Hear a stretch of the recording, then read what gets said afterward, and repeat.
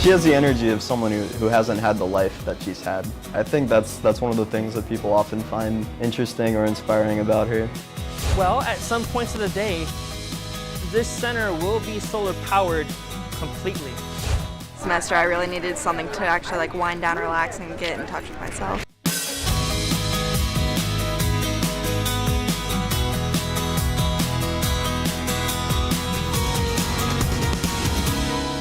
Welcome to University Beat. I'm Denise White, and tonight we'd like to introduce you to an extraordinary young woman who turned to social media to save her life. She's a student here at USF, and she's an inspiration. Our Harold Gandhi has her story. USF sophomore Mary Lou Moffat sits in psychology class with dreams of going to medical school, a career inspired by her illness illness. The first semester was hard because I couldn't walk to places very far without my legs would swell up and they'd turn bright red and it'd be a little painful, and so I'd have to like put my feet up all the time. Hospital visits like these are routine for Mary since she was 5.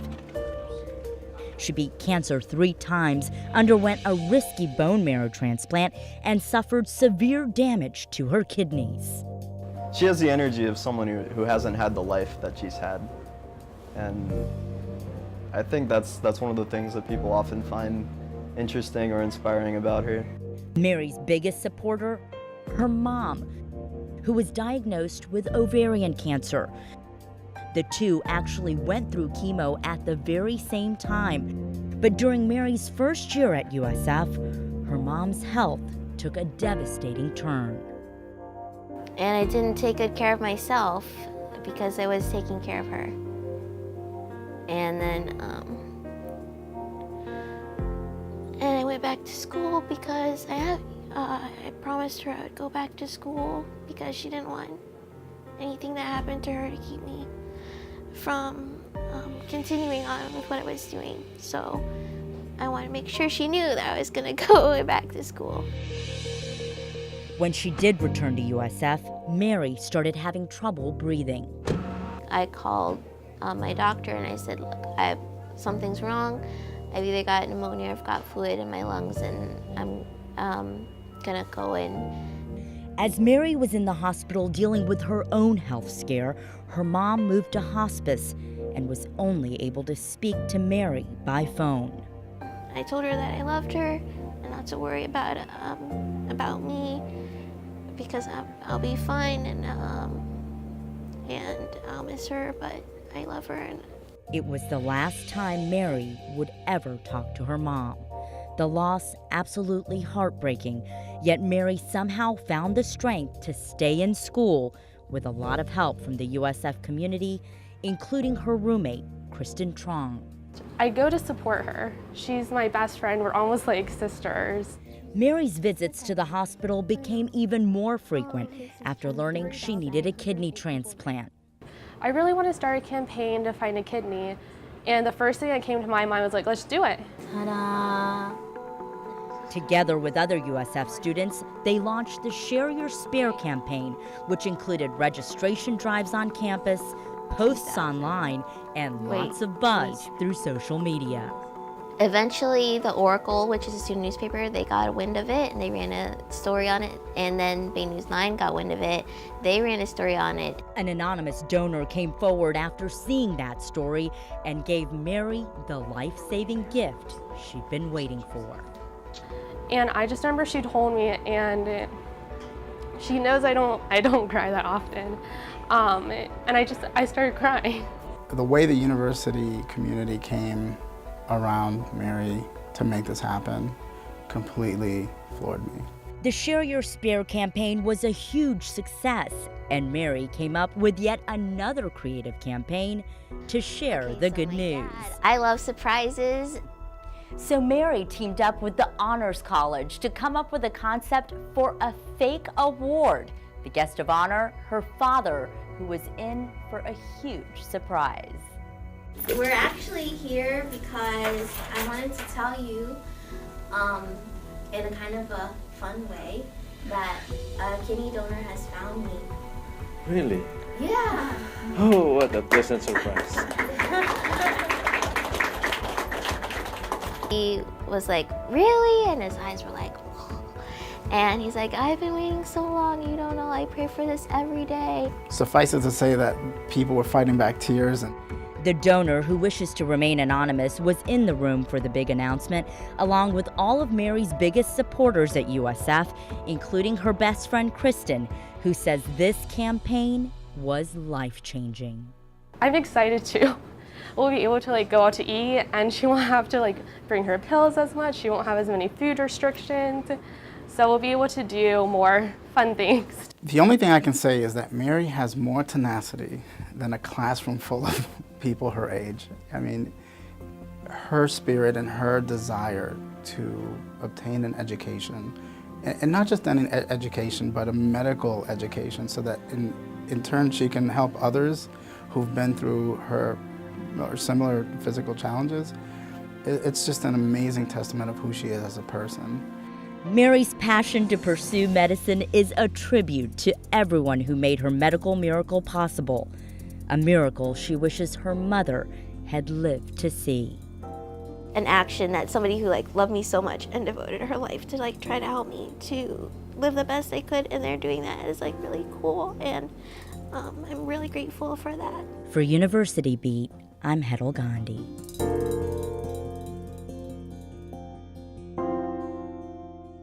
This has become a familiar sight along Florida's Gulf Coast, most recently in Pinellas and Manatee counties, a fish kill caused by red tide. It's deadly to marine life, a respiratory irritant to beachgoers, and a multi-million-dollar threat to beach communities that rely on tourism. Red tide is an algae bloom, a large concentration of aquatic microorganisms. The bloom releases a powerful toxin that can turn the water red, brown, or even black. Where, when, and for how long red tide will occur have baffled scientists for years. But now, some USF marine researchers believe they're closer to being able to forecast the outbreaks. Using satellites, they're monitoring what's known as the Gulf's loop current, which in part determines the strength of the bloom as it moves nutrients through the water. Buoys positioned offshore measure water temperature and alkalinity. By combining the data and looking at the history of red tide, researchers hope to issue a long-range forecast for this fall, when the algae bloom usually arrives on our beaches. So water enters through the Yucatan Strait into the Gulf of Mexico, and it circulates as the loop current, then exits through the Florida Strait, and eventually forming the Gulf Stream. So when the conditions are correct, that small amount of algae will begin to grow and it'll create a bloom. So once you start a bloom, starts growing on the bottom, in the summer and the fall, the bottom water starts moving towards the coast. This takes that initial bloom, carries it towards the coast where it gets concentrated against the land and also into shallower water. And that's when the bloom really starts to grow in both size and area. Besides killing fish and birds, scientists believe that red tide is also responsible for nearly 30 manatee deaths through the first 5 months of this year. USF students elected a new student government this past semester. On the ballot were candidates for Student Senate and Student Government President and Vice President. The ticket of Chris Griffin and Alex Ward received the most votes, then survived a campaign grievance challenge. They took office in June and will serve through next year's spring semester. USF's plan to move its Morsani College of Medicine to downtown Tampa got a big boost from the Florida legislature during this year's session. Lawmakers approved an extra $22.5 million for the project, in addition to the $17 million allocated in 2015. USF already has dedicated the site for the 11-story building, which will house both the med school and the Health Heart Institute. The college also will be getting $3.5 million from Tampa General, the med school's main teaching hospital. That money will fund a faculty chair in cardiovascular sciences and research into brain and nervous system disorders. University's Muma College of Business is getting a new program thanks to a nearly $3 million gift from a Naples couple. The venture is called the Frank and Ellen Daviler Entrepreneurship Program. It'll help USF undergraduates start and sustain new businesses. The Dabblers over the years founded several companies, mostly in the engineering and technology industries. They say they chose USF for their gift because of the school's nationally recognized entrepreneur programs and its history of graduating successful students. USF football fans are anxiously awaiting the start of the 2016 season. The Bulls open at home on September 3rd against Towson State. The schedule includes 2 nationally televised games, plus a visit to Tampa Bay by the FSU Seminoles. The Florida State game is September 24th. The Bulls will be on ESPN twice in October, on the 21st when they travel to Temple and the 28th when they host Navy. The regular season finale against UCF will be on a Saturday this year, a home game on November 26. The USF Sarasota Manatee campus is tweaking its popular interdisciplinary social sciences program, also known as ISS. Starting in the fall, classes will be organized under 5 themed study topics. They are environmental science and policy, government and global affairs, crime, law, and justice, applied aging and well-being, and social relations and policy. Courses will relate not only to the overall theme, but also to other courses within that topic. The idea is to encourage critical thinking toward real-world problems and to discover connections among diverse fields of study. Florida may be known as the Sunshine State, but we don't always live up to that name, at least not when it comes to solar energy. Industry figures show Florida ranking 3rd in the nation for rooftop solar potential, but when it comes to actually using that potential, we rank 13th. Some USF researchers hope to change that. University Beat's Mark Schreiner has their story. Behind this fence is a farm, a solar energy farm. The solar thermal power plant is part of the University of South Florida's Clean Energy Research Center, which is led by Professor Yogi Goswami. This plant is actually putting electricity into the building which is next to the plant. If it produces more energy than the building can use, it can feed it back into the grid. The plant's 200 solar panels generate about 50 kilowatts of power, but work is being done to double its capacity. The system senses sunlight, or more precisely, the amount of solar radiation coming in. The panels then follow the sun automatically throughout the day, or shut down if there's not enough sunshine. However, the plant currently doesn't have a way to store the energy generated. We're looking for funding from the state so that we can not only provide storage here, but also demonstrate to companies how they can use storage to overcome intermittency of solar. Goswami says one storage system they're developing is much more cost-effective than large batteries. It's fueled by golf ball-sized capsules of salt wrapped in ceramic. As salt is heated, it melts and therefore stores a lot of energy. And when you take energy out of it, it freezes back and releases that energy. Goswami, who was recently named to the Florida Inventors Hall of Fame, says the plant serves another purpose as well. It's a tremendous on-the-job classroom for students. It's not enough for them to read it from the textbooks or hear lectures. It's very important for them to be able to come and see a plant like that, be able to touch it, to be able to work on it, and if needed to fix it if it's not working. So here everyone's coming from a different background. I'm coming from a civil engineering background, but I'm now going to mechanical. There's other students that they have backgrounds in mechanical and chemical. In our lab, it's a collaboration of all these students. In addition to learning about solar power, USF students are coming up with their own ideas, and they're putting them into practice. All around here in front. Environmental Science and Policy senior John Pills has received approval to add over 1,000 solar panels to the solar film system already installed on the roof of the Marshall Student Center. Well, at some points of the day, this center will be solar powered completely. As in, this building will be putting out more energy than it's taking out from the grid.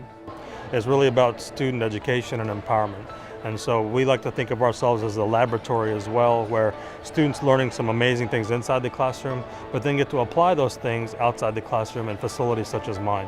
The project has received over $1.4 million from the USF Students' Green Energy Fund. That's a student fee-financed effort that encourages everyone at USF to come up with ideas that reduce campus greenhouse gas emissions. To me, the most important thing about the Student Green Energy Fund is that it does take student ideas from any kind of student. It doesn't mean you're a researcher, it doesn't mean you're a business student, it doesn't mean you're anything that might traditionally be, well, associated with green energy. Other solar projects on the Tampa campus include the Flex House, an energy-efficient modular home built for an international competition in 2011. And the work isn't limited to just one campus. Thanks to a $1 million grant from Duke Energy, USF St. Petersburg installed one of that city's largest and most efficient solar arrays on top of a campus parking garage last year. The system powers the garage 24/7 thanks to a pair of huge batteries made by electric car maker Tesla. It's not only a great thing for students, but for everyone in our community. The more people are used to seeing big energy solar arrays on roofs, the more people are going to want them and the more it's going to become normal. For University Beat, I'm Mark Schreiner. 2 members of the USF women's basketball team have been honored by the American Athletic Conference. Forward Kitya Laska is the league's Freshman of the Year. Laska averaged more than 13 points a game during the regular season, including a season-high 38 against SMU. The conference also named senior guard Courtney Williams its Scholar Athlete of the Year. More than 14,000 children live in the neighborhood surrounding the USF Tampa campus. It's an area once known as Suitcase City because of its poverty, crime, and transience. But life there began getting better in the 1990s when local, state, and federal agencies partnered with community leaders to improve conditions and to restore hope. Today, a member of that partnership is USF's Office of Community Engagement. Among its contributions, a community garden and help with literacy issues, things that are making a difference. It took a good year to really get the community actively engaged in it because they just didn't think it was for them. And that's what you'll find a lot in the university area is there's not a lot of programs and services that they feel are truly for them. And so we wanted to really change that. And we said by starting something in the heart of the community, and that's this park, this potential park is the heart of the community. And by starting something positive here, that's going to show residents, that's going to show the neighborhood that we really have a vested interest in seeing them grow and flourish here in this community. And not only grow and flourish, but really putting down roots in this community. That's what we're looking for. Get that big one. See that big one over there? Those big ones. I'm gonna plant everything I can plant. Peas, collard green, tomatoes, swatch, anything. I just want to plant because I know that's what it's gonna take. You know, so I think it's a good idea. I have the children. They have children out here doing this. I think it's awesome. And it's fun. It's teach them something. She was floating up and away. Okay, we started the Literacy Nights in an effort to help our students connect to the community of bilingual learners out there, to help them be exposed to what culture is and how different cultures do literacy. Free balloons today, he called. Come and get your free balloon. An hour with Mom and Dad, learning the same thing together. So to have them in rooms in which they're learning how to put a story together, or learning vocabulary together, and then for parents to actually realize that they actually are the masters of their children's future, you know, with regard to language and literacy, that they can do it, you know, they can teach their child too.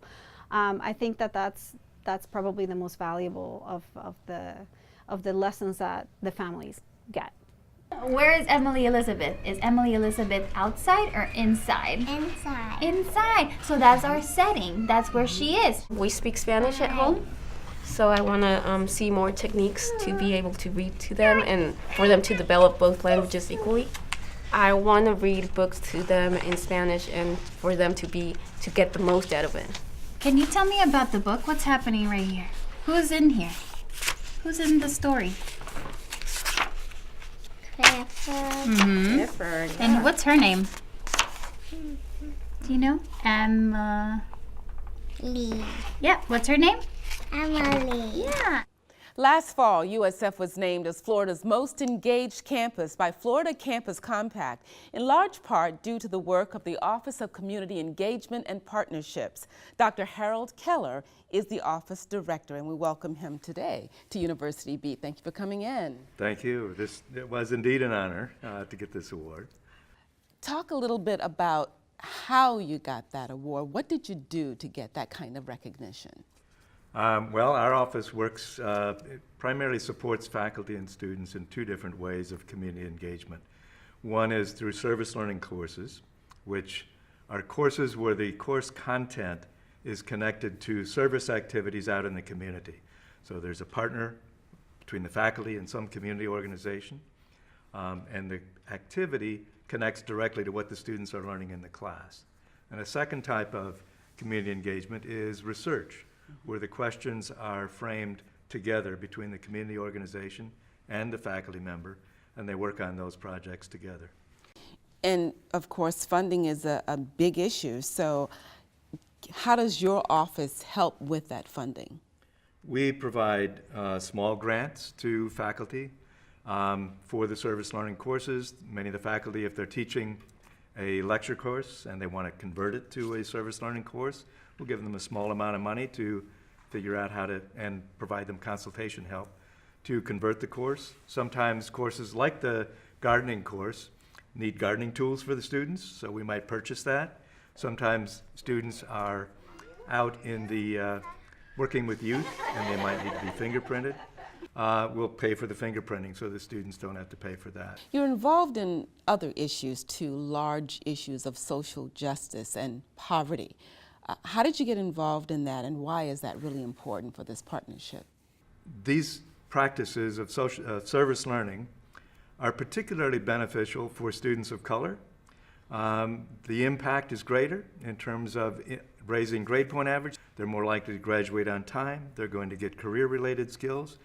So we're also working with how can we help these students give back to communities? How can we help majority students understand diversity within the community? And so we really emphasize projects where students of all colors, all backgrounds, can learn about people who are different from themselves. And then how do you go from the theoretical conversation about race and social justice to something really concrete in the local community that USF is trying to serve? Well, all of the activities are in fact practice. They're taking what is in the classroom, and the assignments are directly related to it. We work closely with the partners in the community. So what's important to community members? And how does what they're learning in the classroom, how can we take that and begin to apply it in the community? Should someone in the community want to become involved in this partnership, how does that work? Right, we have a person on our staff that is dedicated to partnership development, nurturing, sustaining. And so we have these match-up events where we educate faculty about the community partners, and we educate community partners about the realities of USF, working within semester frames. How can someone contact you? Well, they can call our office directly, or they can get on the web and go to our website for information. Thank you so much for joining us. Thank you. The USF Recreation Department is one of the more active organizations on campus, literally. During the spring semester, the department sponsored Adventure Week. It was a chance for students and staff to try out various activities, including yoga at sunset. Here is how some of the participants described the experience.